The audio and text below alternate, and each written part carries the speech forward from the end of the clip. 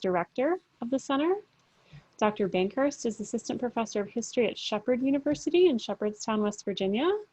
And Zach Sala, our project team member, is CTSDH alum, holding an MA in Digital Humanities from Loyola. Welcome, everyone.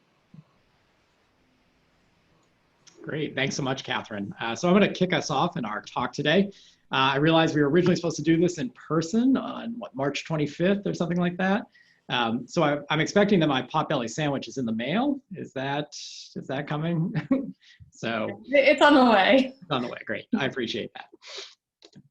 So I'm going to go ahead and share my screen. Our talk is going to toggle kind of between Ben, Zach, and I. We'll go for about 35 minutes, and then excited to hear your thoughts on the work that we've been doing.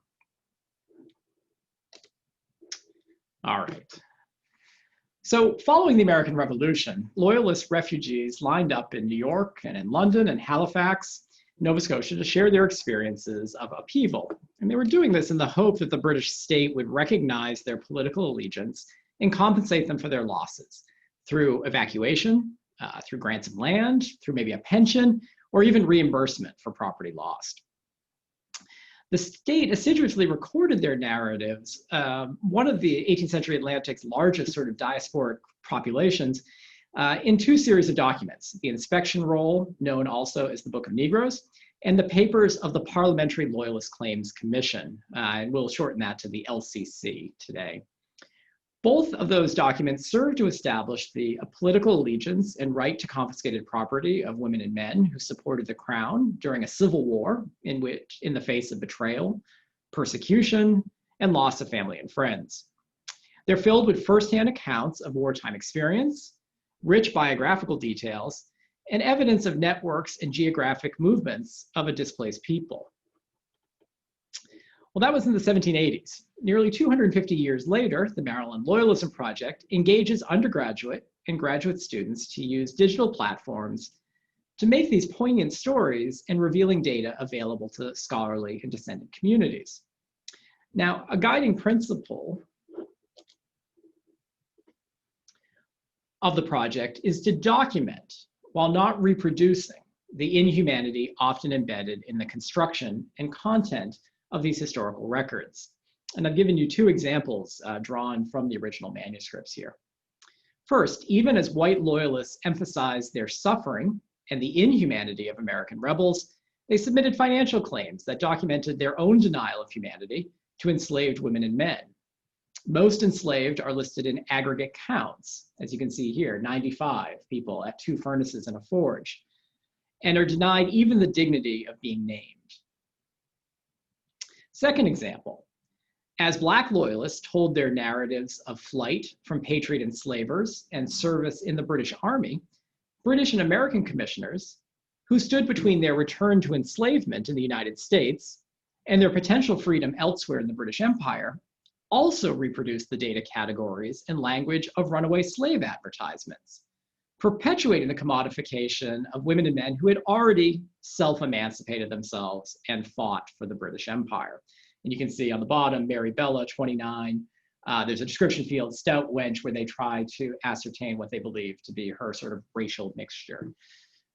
So our talk today reflects on the challenges and opportunities the Maryland Loyalism Project offers for restoring the humanity of all impacted by the British loss in the American Revolution. We take very seriously the calls by Jessica Marie Johnson, Kim Gallen, and other leading scholars of Black digital humanities not to perpetuate the datafication of enslaved and self-emancipated people in creating a new digital project. Our talk reflects on the affordances provided by different platforms for digital humanities work, and it reveals possible ways to surmount these challenges when creating a digital project which embodies 18th century lives and experiences for the education and edification of 21st century scholarly and popular audiences. I'm going to talk a little bit about the origins of the project. We decided to create the Maryland Loyalism Project as a public-facing digital archive and biographical database after team teaching a synchronous online course on digital approaches to the American Revolution. We had the luxury of doing that at Loyola and Shepherd University in the spring semesters of 2017 and 2019. The course that we taught, which was open to undergraduates, honors students, and public history graduate students, sought to instruct students in new approaches to digital history through the lens of a pivotal historical event. Assignments throughout the semester introduced students to different digital skills as a means to explore primary sources and to learn a variety of methodological approaches, such as textual analysis, spatial visualization, and data extraction. And when Ben comes on to talk, I'll put a link to the syllabus for that class in the chat box in case anybody's interested in taking a look. One of the most popular assignments involved the creation of a timeline highlighting the experience of a Loyalist refugee based on those LCC records. We kind of called this the Adopt a Refugee project. The biographical data-rich LCC volumes are rather difficult to use in their analog form, but they are really ideal for the digital medium. Students had the opportunity to view the American Revolution from a different perspective, helping them to see particular complexities of life during the war and more universal issues around wartime displacement and refugeeism. The class culminated in students performing their Loyalist claims for the class. And you can see that on the screen here. We have Loyola students in a room in Cuneo. And on the screen behind them are their Shepherd counterparts. And they all work together to give these presentations. Some of them got quite dramatic in performing what they were seeing in these records. And at the end of the class, they learned whether or not what the sort of fate of their Loyalist was. This exercise really proved to be one of the most popular of the semester, and we realized from this the importance of this material not only for our students' education, but also for the field in general and for descendant communities. We determined out of that to pilot a project to digitize, transcribe, index, and make available the original LCC records. And we chose to focus on Maryland, and these records exist for all of the colonies that revolted against the British Crown, but we focused on Maryland for 4 reasons. First, it's the proximity of Shepherd students to Western Maryland. Many of them hail from there, and local stories of Maryland refugees offer perhaps specific relevance to students familiar with the state's geography and history. But one thing that we've really learned in this process, that while they might be familiar with the places, the Loyalist history that happened in those places has often been effaced from the landscape. So it becomes a really sort of interesting dialogue for Shepherd students, and for Loyola students in Chicago. You know, they get this opportunity to kind of learn remotely through their teammates.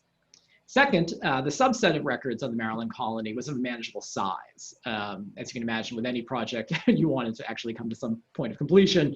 In the Maryland colony, there was about 70 or 80 LCC memorials, and then another 50 of self-emancipated peoples. Third, the landscape and settlement patterns of Maryland encapsulate a range of Loyalist experiences. So Maryland's a pretty diverse place, and you get tobacco plantations with large slaveholding on the eastern shore, and then you get wheat fields run by German farmers in the mountainous west. And fourth, Maryland Loyalists remain understudied compared to other colonies. Scholars have focused on South Carolina and Virginia and New York. Less attention's been paid, although there are some very good dissertations which have come out recently on Maryland. So we were initially not aware, but have come to appreciate how Maryland as a focus empowered our students to tell a more complex story of loyalism, one that was both Black and white, free and enslaved. And over 2019 and 2020, the Maryland Loyalism Project transformed from a classroom assignment into a standalone digital project through the work of our student interns. A Lapidus Digital Collections grant from the Omohundro Institute for Early American History and Culture supported scanning the original manuscript volumes at the UK National Archives, provided funding to pay students to develop the project. As we remember, digital labor should not be free. We have to compensate our great students for the work they do, and for covering initial hosting expenses, which have been very generously covered by the CTSDH. In summer 2019, Loyola Masters and DH student Zach Sella worked with us to design the site, and you'll hear from Zach soon. Over the 2019-2020 year, Shepherd Digital History interns Claire Tryon and Michael Mastriani revealed the research possibilities for such a site, while documenting particular challenges in representing those marginalized in those LCC records, namely white women and the enslaved. Michael's work was particularly crucial in convincing us to include the Marylanders listed in the inspection roll, for example, on equal footing in the digital project to offset the too narrow and too white, frankly, male view of Maryland loyalism in the LCC records. Finally, this past summer, Jillian Curran and Elizabeth Lilly, who are CV star for the American Experience at Washington College interns, that's a mouthful, who were here at the American Philosophical Society over the summer, completed transcriptions of 90% of the materials while exploring new sources for us to incorporate in the site. The first iteration of the site is now live at loyalismproject.com, and thanks to Liz and Andrew for their efforts to get that to work for us.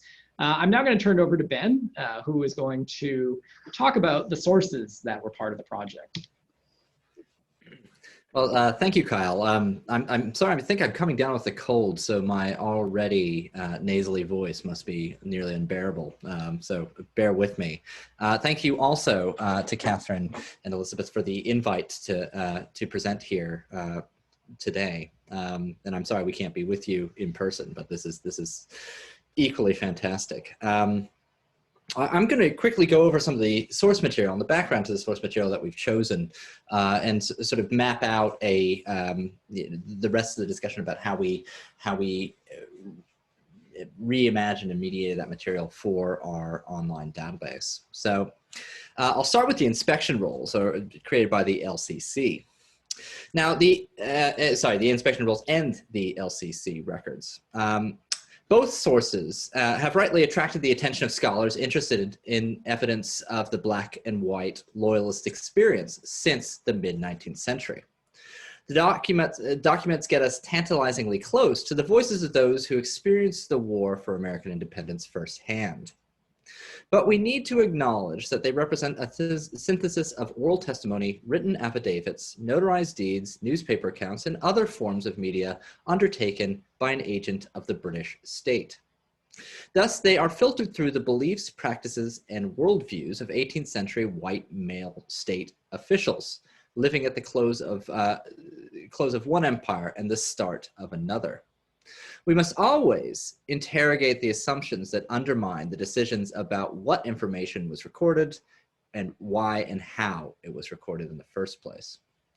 Furthermore, access to the rich information, the original manuscript ledgers of the inspection rolls and the LCC material has typically been through remediations of the information into edited volumes, manuscript facsimiles, microfilms, documentary editions, and most recently, digital databases. We take seriously Michael Kramer's admonition that rather than treat evidence as transparent access to the truth, we might consider the hows and whys of the origin of that evidence, from their starting point right through to the generations of archival creators, maintainers, and interpreters. Each remediation adds a new interpretive layer, which we, as creators of yet another remediation, this time as a digital database and archive, need to take into account in how we represent the information recorded. So the sources produced by the Loyalist Claims Commission are a record of loss, first and foremost. They document the efforts of Loyalist refugees, as Kyle has said, overwhelmingly white male Loyalist refugees, primarily in Canada and Britain, to seek redress for lost property in America. The creation of the commission by an act of parliament before the Treaty of Paris was finalized was itself a formal acknowledgement by the British government of the loss of America. The LCC papers were created in London, England, and Halifax, Nova Scotia between July 1783 and the spring of 1790. They are state records documenting a process of supplication and reward in which men and some women demonstrate their political loyalty to the crown during the American Revolution in the hopes of reparations or remunerations of their losses. They might be thought of as an archive of allegiance assembled by claimants, recorded by government civil servants, and stored with the official papers of the state. The Commission's records are housed principally in the Audit Office papers of the British National Archives and are divided into two series, AO12 and AO13. The first series, AO12, is the official record of the LCC. It fills 146 bound volumes, the majority of which were created while the commission was in session between 1783 and 1788. Volumes consist of collated copies of original material submitted to the commissioners. Sources found within AO12 include Loyalist memorials, evidence given by witnesses attesting to the validity of Loyalist claims, and character references in support of individual claimants. The second series, AO13, compiles much of the same original material submitted by claimants and their witnesses to the commission. The first remediation of LCC records occurred as the archive was created. The commission transcribed many of the resources later bundled into AO13 when the official record of the commission's, to form the official record of the commission's proceedings. Through this process of compilation and transcription, the voices of the archive were filtered through the eyes of the commissioners themselves and were manipulated and organized to suit the needs of the official record. The Maryland Loyalism Project wrestles with the implications of this process in our treatment of AO12. At the beginning of the project, we made the decision to process records from the official record of the LCC, AO12, and not from that sort of bundled record of AO13. The reason for that, to put it bluntly, is that we knew that we were going to be using this material in the classroom. And the AO12 material compiled by parliamentary clerks was the quality of the handwriting, obviously, in that archive was such that we thought that would make the process of transcription among our undergraduates simpler. So that's why we chose AO12 and not AO13. Yet the substance of the records in AO12 suggests a complicated archive, one barely contained by the rigid structures established by the Commission. The organization of the LCC around the cases of an individual claimant, or occasionally a set of claimants related by kinship or business interests, has the tendency, whether intentional or inadvertent, to efface the diversity of voices within the constructed narrative. Claimants and the commissioners called upon women and men, from formal governors, colonial governors, to poor sailors, in order to provide evidence of their loyalty, their wealth, their trauma, and their sacrifice. These volumes thus function as embodied archives, filled with traces of hundreds, if not thousands, of individuals. The materials assembled span time, some dating back to the 1750s, and space, encompassing the bounds of the First British Empire, including North America, the Caribbean, Gibraltar, and the British Isles. Some are articulate, ventriloquized by claimants to speak in their defense. Many others are not, the market value of their bodies outweighing any witness their voice could offer. The index located at the front of the volume reinforces the interior arrangement and only lists the names of claimants. One's ability to be heard in the archival record, like so many other colonial archives, is a function of rank, gender, and most importantly here, race. Now, rather than going into many of the subsequent remediations of the LCC, I just quickly want to say that these records have been duplicated in the past, both in the 19th century and more recently. They've been microfilmed and then dispersed through to various archives in microfilm form. They have also been, and those microfilms have themselves been uploaded and put behind the paywall of Ancestry.com. Therefore, the primary audience for this material at the moment seems to be genealogists.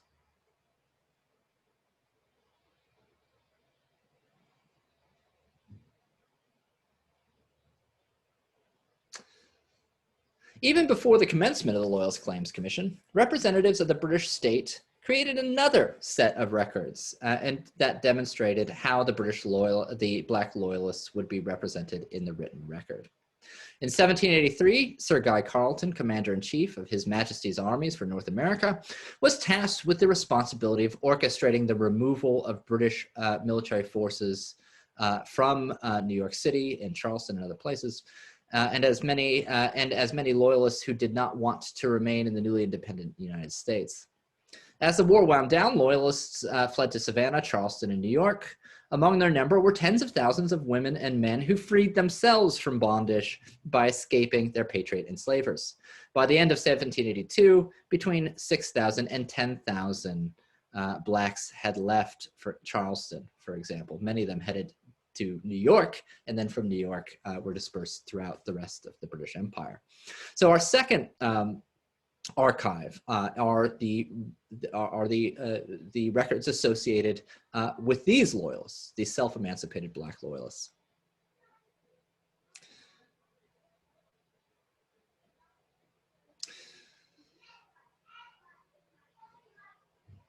In New York, in May 1783, George Washington and his officers expected the commander, Carleton, to fulfill the terms of the preliminary Treaty of Paris, most notably Article 7, which stated that the British would withdraw from the United States with, quote, all convenient speed and without causing any destruction or carrying away any Negroes or other property of the American inhabitants. Yet Carleton stood firm in his assertion that he could not deprive liberty of those people who his predecessors had freed through proclamation.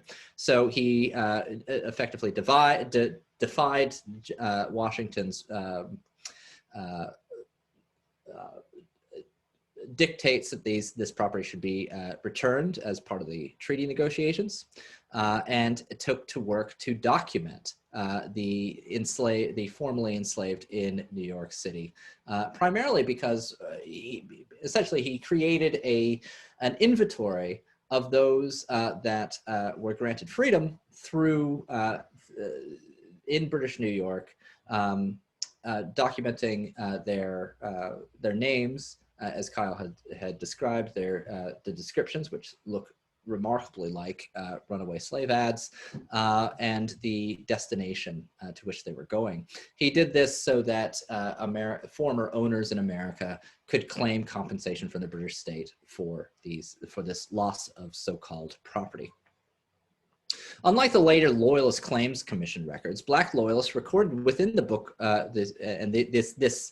these documents created by Carleton were known by two names: the Inspection Rules, or more commonly, the Book of Negroes. The Inspection Rolls played the part, Black Loyalists recorded within the Inspection Rolls played the part of the memorialist. She or he would submit to the Board of Inquiry made up of British and American commissioners, which deliberated at Francis's Tavern on Wednesdays at noon from April to November 1783 in Lower Manhattan. Their information was recorded in a detailed ledger broken down into 9 fields. The first 2 recorded the name and commander of the vessel on which they were shipped out. This was followed by the name, age, and the description of the memorialist, which sometimes included his or her occupation. It also included the name and residence of any claimant to ownership, but in most cases, these fields were left blank. There is also the 9th field, which we find incredibly important, was the remarks field. And into this field fell on the opposing page of the ledger. It could be used for recording any additional information, including name and location of former owner, if the person was born free. For each field, the formerly enslaved memorialist played the primary informant, not the enslaver, although some categories, such as the physical description, represented the interpretation of the British recorder. In general, though, this was a significant departure from from their experience when enslaved, and a recognition of their autonomy. Memorials signified if they were given certificates that attested to their loyalty during the war, recorded most commonly as a general GBC or General Birch certificate. While white memorialists submitted evidence-heavy cases in the hopes of recognition of their loyalty and remuneration, Black Loyalists finally found white authorities who would believe what they had said when they related their life histories, irrespective of any written documentation. And this is something that Zach, Kyle, and I found very interesting about these records. The onus of evidence for white Loyalists was far higher than it was for Black Loyalists.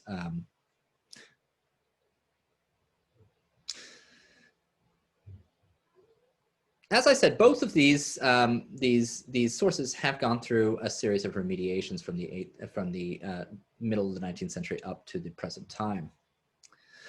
For the inspection rolls, 2 online databases based on the Carleton papers manuscript have appeared in the 3 decades since, following on from an initial attempt to photocopy them. In 2004, the Nova Scotia Archives included a keyword searchable database of the Book of Negroes as part of its larger online exhibition, African Nova Scotians in the Age of Slavery and Abolition. The database display information from only 4 out of the 9 fields of the original manuscript, so vessel commander, where bound, name, and age. Of those fields, all but the age field can be searched.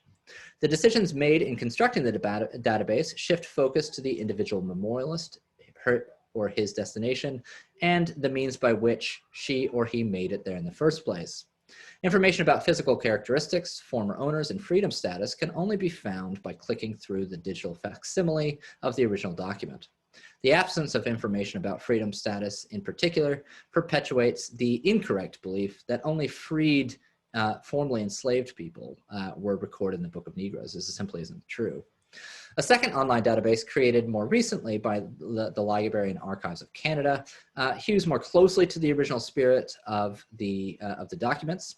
It made at least one change in the original fields by splitting out the name field into 2, given and surname. It also adds additional fields that provide a citation and finding information for finding information from the microfilm's source.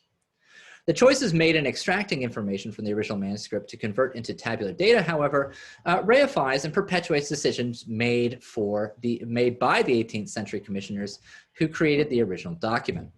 For example, the creators of the UEL, the United Empire Loyalist database, created a field to record race. Commissioners frequently recorded if an individual was of mixed heritage, but never recorded that a person was Black in the original inspection rolls. The database creator, however, entered B for Black in the race field. While that information was likely implied by the original recorder, it was not recorded and hence reflects a 20th century inference. The Maryland Loyalism Project team is unaware of what conversations transpired, whether that information voluntarily given or imposed, and is not comfortable making that potential imposition today, especially when status of enslavement is more salient than phenotype for the type of record that we've mediated online. Such an example reminds us that every field is a potential act of interpretation that gets us a step further from the 18th century as we seek to serve 20th and 21st century audiences. Now, at this point, I'm going to turn the stage over to Zach, who's going to tell us about platform and design. Now, I hope in the background that I've given you, that it is clear that there are some real difficult questions about how we present this material that Zach will cover in his piece here. Thank you, Ben. Thank you for everybody for coming here. So we sort of set out to do this project in the summer of 2019, at least from the standpoint of the design and building the actual site itself, because we thought through digital means we wanted to provide access to these records and shed new light on the Loyalist experience. So to achieve this, I think some of the preliminary design requirements that we had in mind going into it were we wanted the site to have like an ease of navigation between materials, giving people the option to, and we also wanted it to have strategically curated metadata, transcriptional capability, networking of historical data or linked open data, and an invitation to audience members and visitors to further discussion and to potentially collaborate on the project as well. So with these requirements in mind, we employed 2 well-known platforms used for publishing interactive, media-rich digital scholarship to develop our site, which is Scalar and Omeka S. And so I'm going to go over both of those and sort of how their significance to the project. So through a combination of their functionalities from both of the platforms, we were able to fulfill our requirements and design a site that successfully captures the breadth of Maryland loyalism. So for this portion of the talk, I'd like to kind of give insight into our design process and discuss both the affordances and drawbacks of our chosen platforms. Slide, please.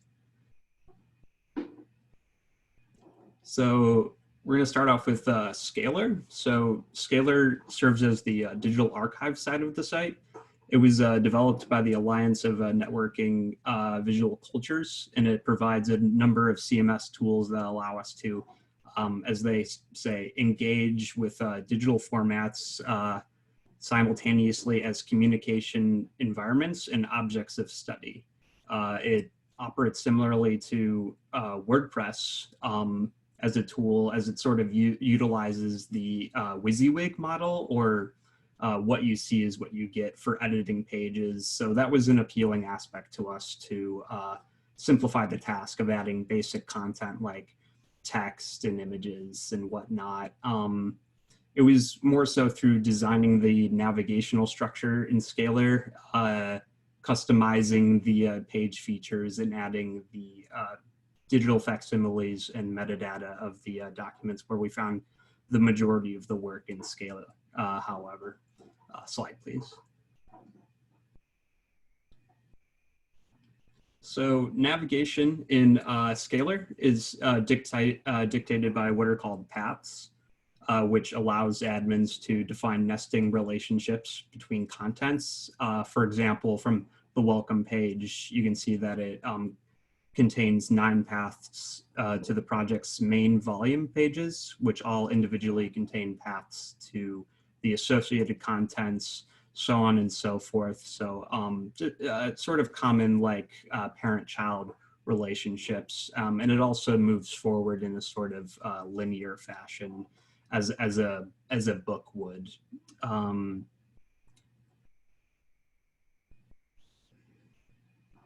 So setting out an information architecture that reflected the organization of the material records was easy under these constraints, in our opinion. Slide, please.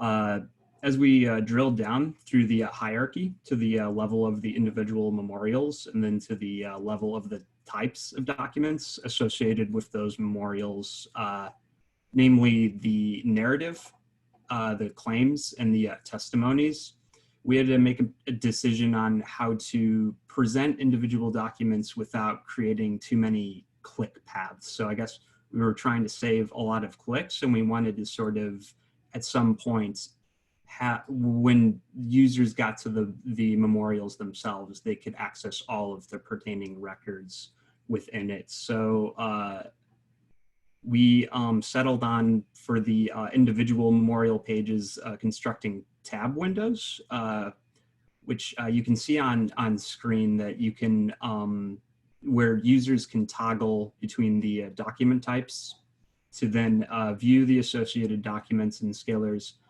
carousel widget, effectively reducing the amount of page navigation and enhancing accessibility to the site contents. Slide, please.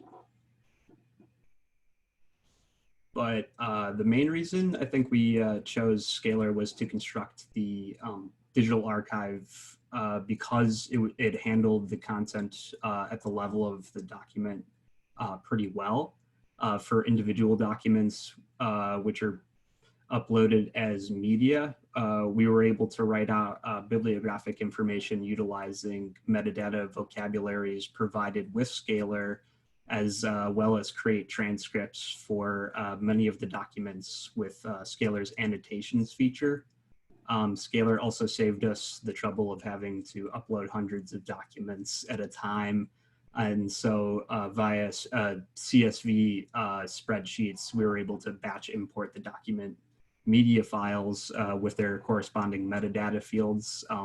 Saved us a lot of time. So once we uploaded those sheets, then it was sort of a matter of identifying which documents corresponded to which memorialists, identifying which of the 3 types the documents were, either narrative, claims, or testimonies, and then creating the correct links to the established memorial pages. So at the end of the presentation, I'm going to give a demo to sort of put all this all these still shots into context. And I'm also going to provide a demo on the next topic, or the other side of the site, which is Omeka-S. Slide, please.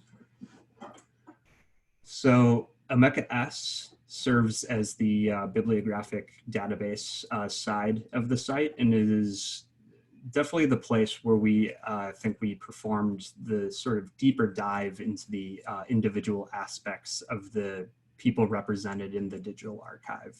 The database was designed for users not only to discover bibliographic information about Maryland Loyalists, but also discover the connections between them, behaviors that Omeka-S would allow for.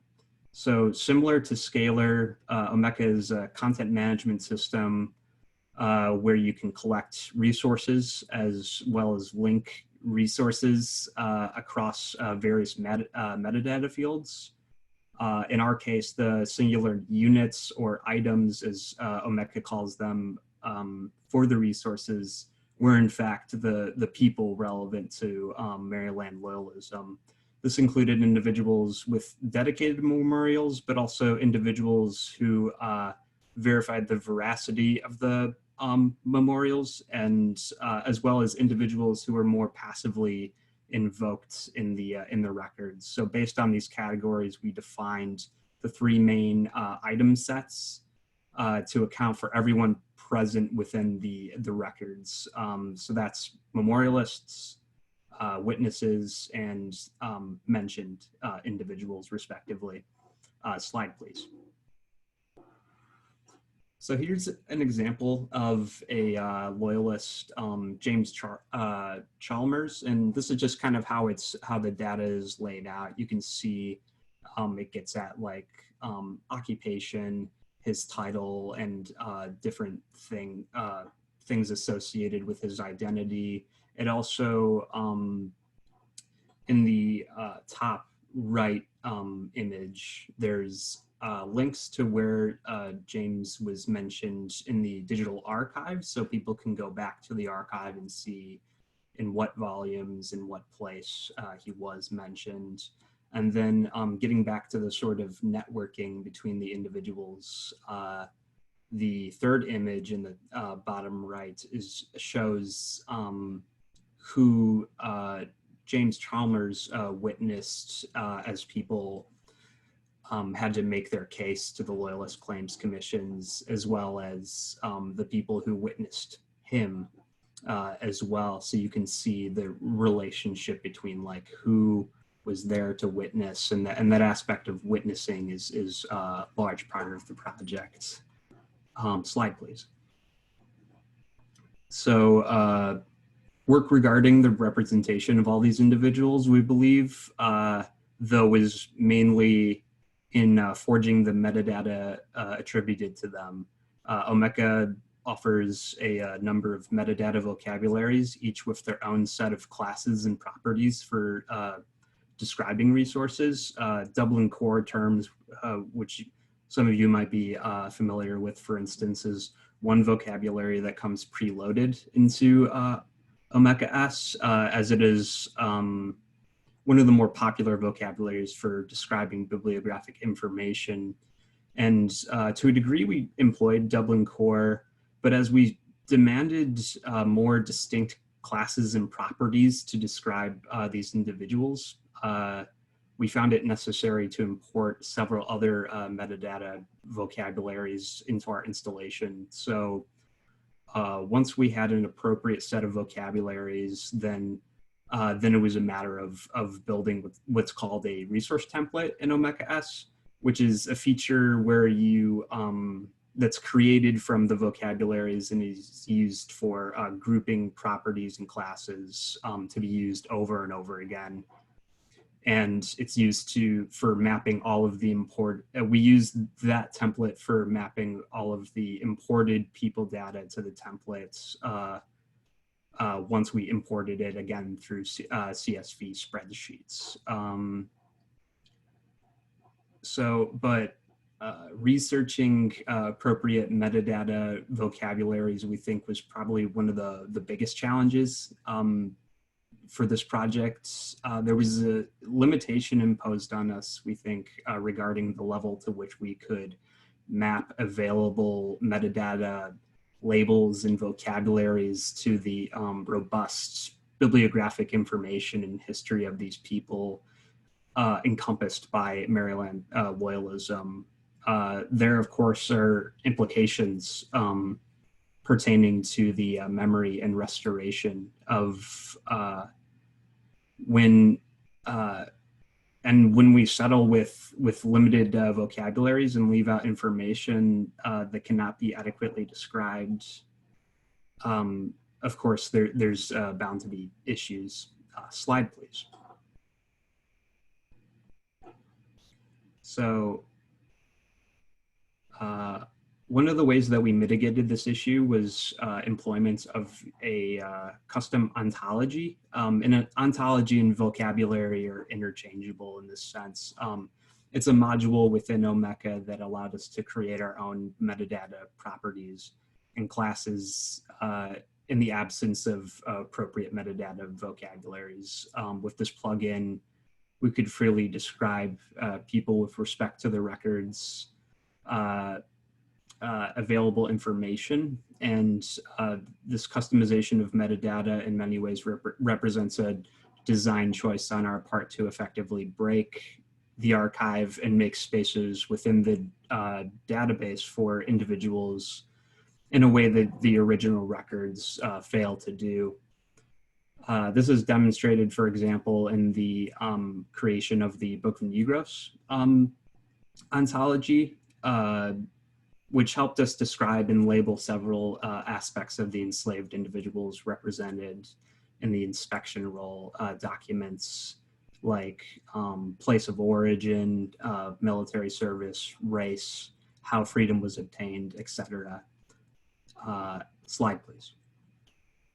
So as we developed this project, it has been important for us to continue to think about ways that we can circumvent perpetuating problematic representations of people in the inspection roll and other parts of the archive. A goal of the Maryland Loyalism project is to restore the names of those unnamed, as Kyle and Ben have both discussed in the records, an effort that we believe is part of a larger goal of restoring humanity in the context of revolutionary loyalism. So now I'm going to hand it back over to Ben to talk more about restoration and its significance to the project.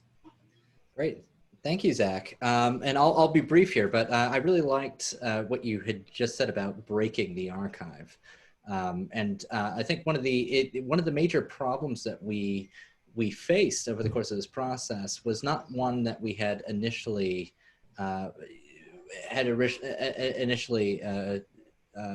understood, I think. So enslaved women and men permeate the LCC records in particular, just as they did in colonial Maryland. Yet only one of the 55 white memorialists bothered to enter the names of the people he had enslaved in his property claim before the British government. The project team recognizes the contemporary imperative to restore the humanity of these enslaved women and men. In restoring a voice to the most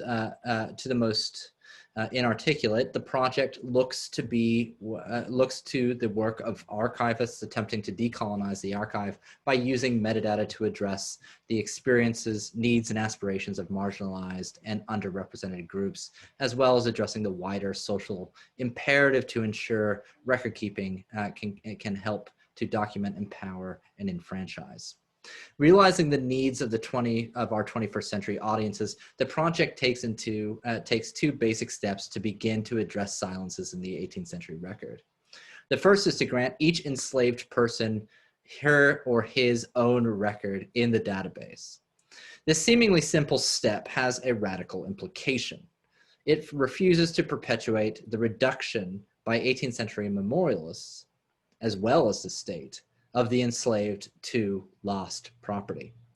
The challenge which struck the project team early in our work here is how to identify these people.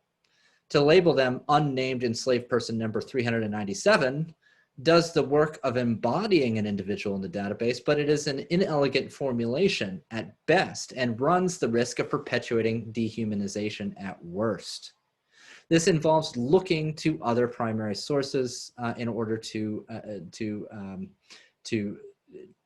the work, as Zach has just eloquently claimed, to do the work of naming.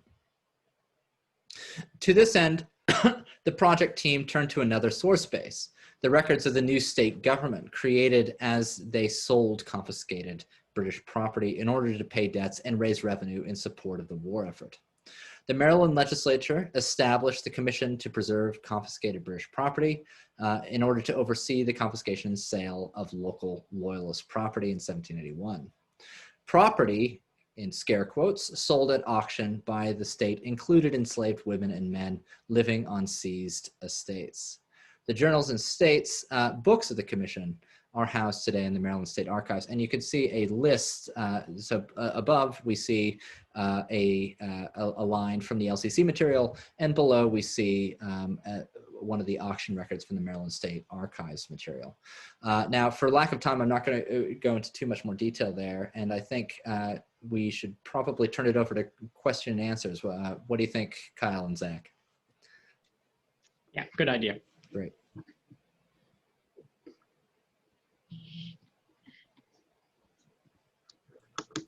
Okay, thank you so much.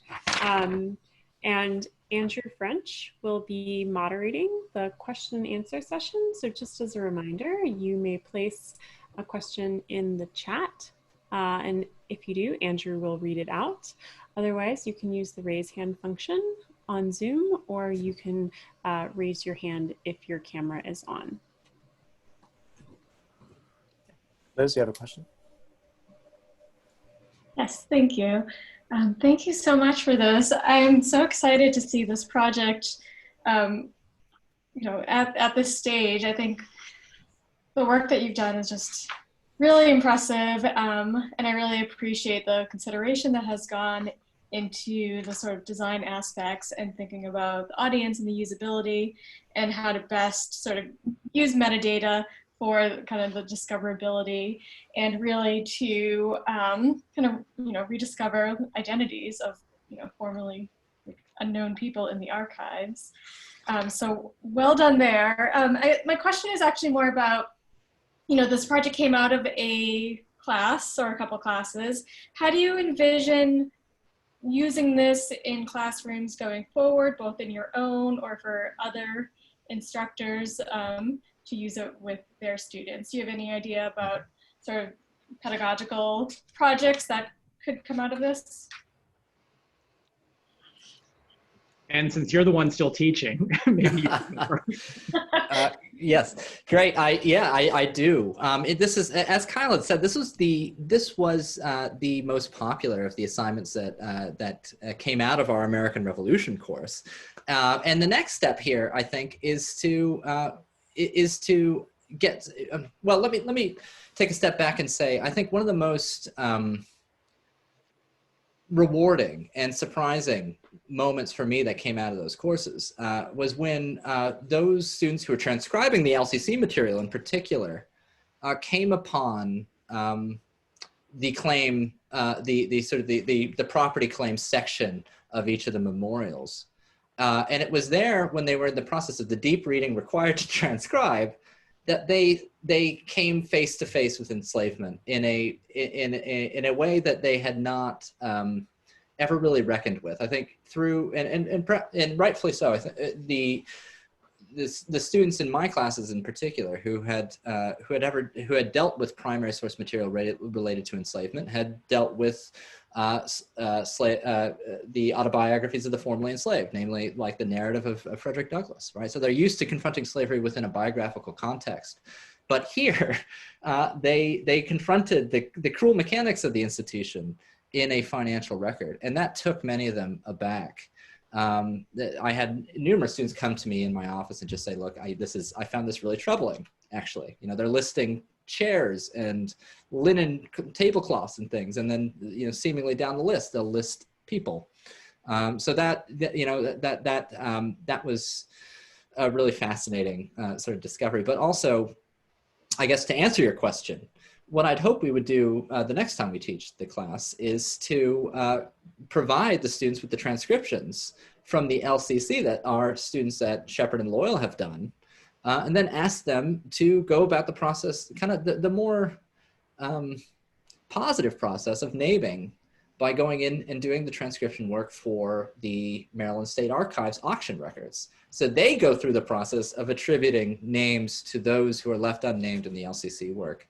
And I'm looking forward to that. I will be teaching the American Revolution again in the spring. I've reached out to some regional partners, so we're likely going to create sort of a franchise assignment around that question at other institutions, namely within Maryland.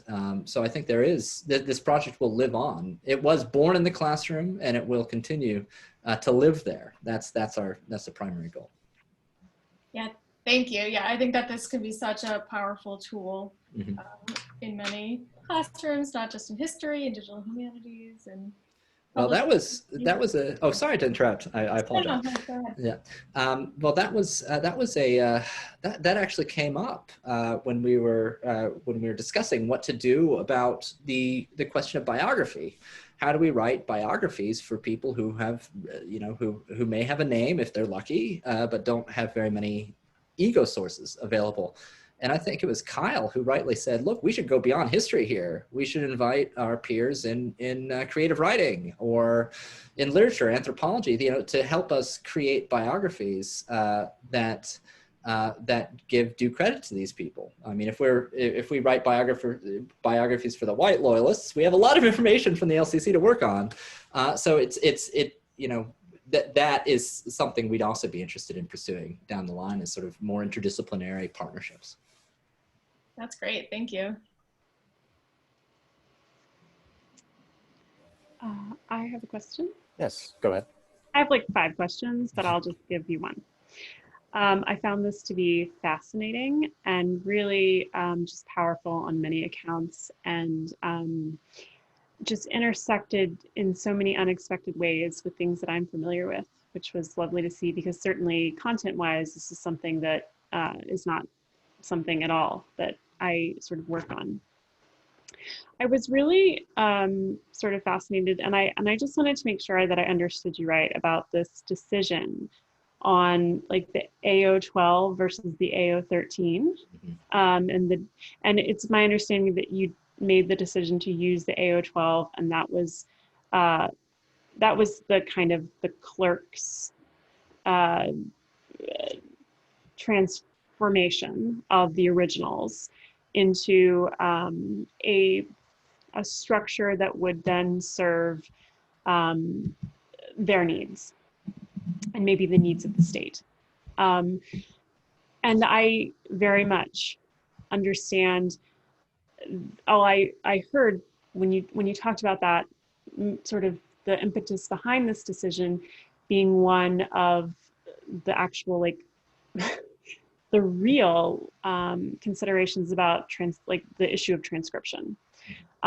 Because certainly I think that this is something that has a huge impact, and I would, that's sort of a different tangential sort of consideration about how historians sort of navigate like what kind of history gets told based on not like the sheer availability of records, but like the legibility of records, because that's something that I have dealt with in my own experience, choosing to like undertake research because I could read something easily. And so I know that this really, is a project born like in the classroom, but I wanted to know if there's been any sort of like reconsideration about going back to the AO13 records, and if if there's any kind of consideration of that, and how that would sort of maybe how you would address that in the project, if you think that that's worth addressing, if you think that would sort of change like where you are now. Great. Kyle, would you like to take that one? Sure. So one of the benefits of working with Ben and designing a class and then designing a digital project and then having the luxury of having Zach come in and be a third mind on this, as well as all of our other students, is that it's been so iterative, right? That this project will continue to sort of evolve and change. I think Ben and I initially thought, wouldn't it be great, this goes to kind of Liz's question, let's actually franchise it. Let's get people to do Maryland, to do Virginia and New York and South Carolina, and they can all do AO12, and we can create basically teaching modules around the cursive handwriting that's in there and blah, blah, blah. What for me has become much more interesting is that sort of question of remediation.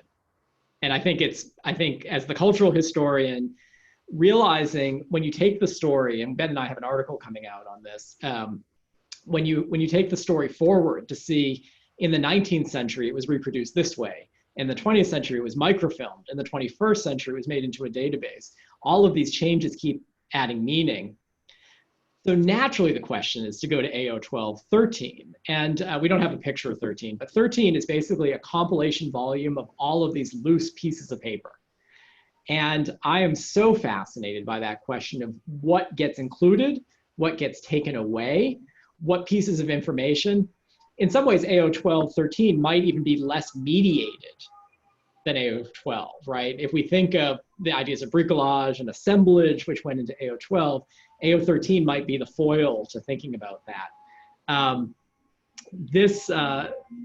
We've moved in our thinking in some ways, and this is for Ben really to take forward because he'll be the one teaching with it. Do you do the deep dive into the one place? Do you try to gather everything you can about one colony and write this new history? Or do you go expansive? Do you try to get everything in there? So it feels to me like AO13 will probably get in there sooner rather than later. But that's also signing Ben's students up for a lot of work. So, do you want to add anything to that, Ben? And the other consideration would be, Zach, what you think of as a designer when you think about a whole new set of manuscripts, right? The way in which, and I love how you think about this, the way in which the manuscript dictates the ontologies, but what happens when you're trying to ingest a whole new mode? What are the considerations, and where are the places where you have to stop at a certain point and say, actually, this is too much, this is too heterogeneous, right? There's too much plurality here. Yeah.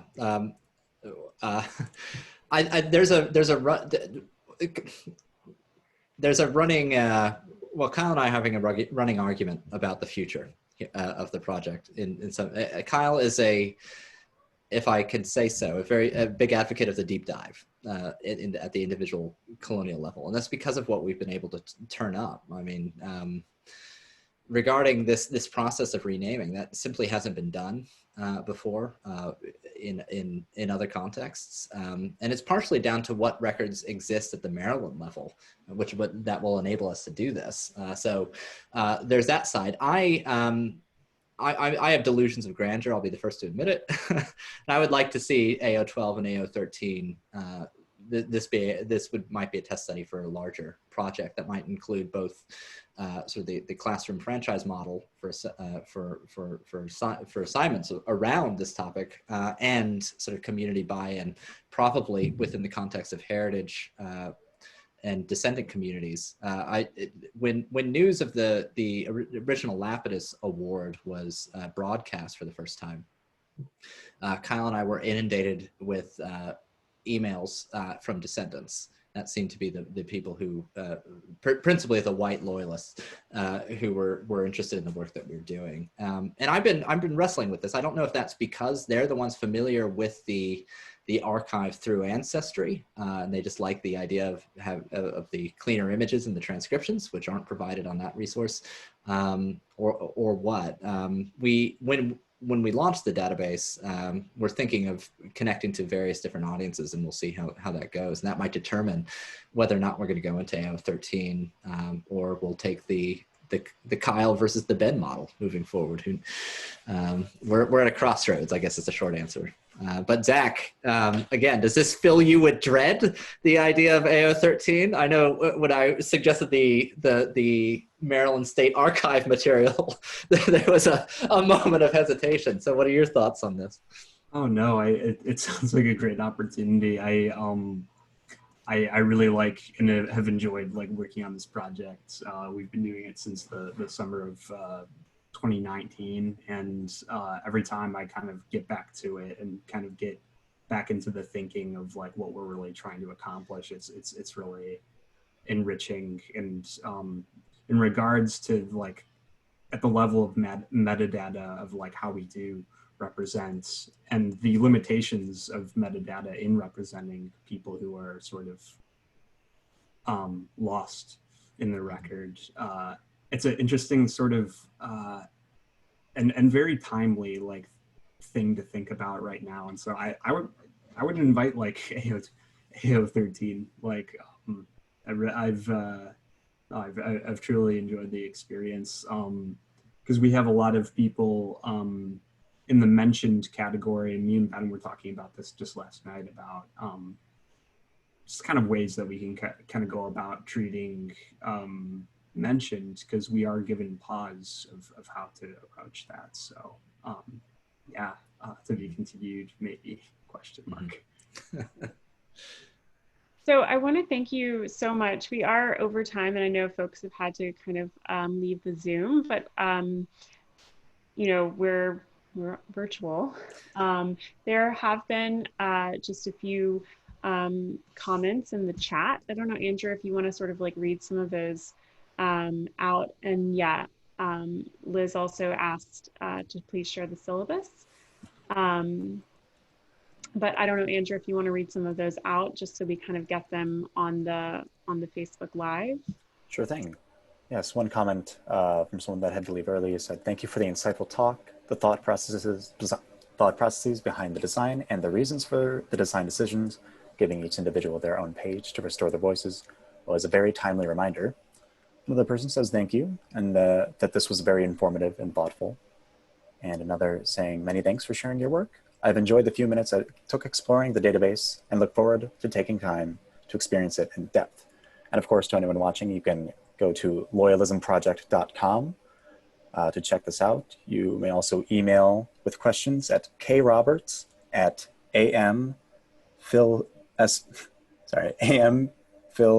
I'm just going to read, amphilsoc.org. We can also put some of this on the Facebook. It'll be a lot easier if you want to go check out the Facebook. So thank you so much. And we can post some of the resources on the Facebook, but we just really appreciate you joining us today on Zoom to talk about the Maryland Loyalism Project.